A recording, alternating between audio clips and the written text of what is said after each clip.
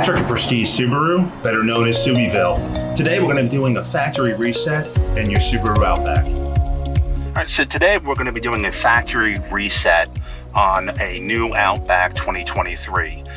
All recent Outbacks can do this, as well as all Subarus.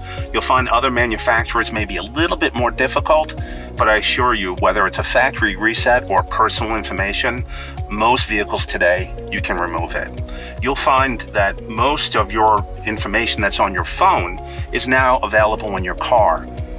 What that means is that your personal information will remain in the car unless you set it back to factory. Just like you would trade your phone in at Verizon or AT&T, they would wipe it back to factory. I'm going to show you how you do that here on the car. So if I went to phone real quick, you can see that I have all these phone contacts and recent phone calls. Well, I don't want that out there for everybody. And if I went to my maps, you'll see that I have some recent destinations, and these are some of the places I've been to. So simply by going to Settings, which is right here on my front screen, I touch that, and right here in General, I'm going to scroll down, and right there on the bottom of the screen it says Factory Reset. I touch that. It's asking me, am I sure I want a factory reset? I hit Reset.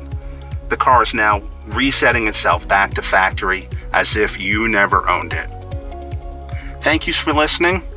If you ever need any assistance, feel free to reach out to us here at Subieville.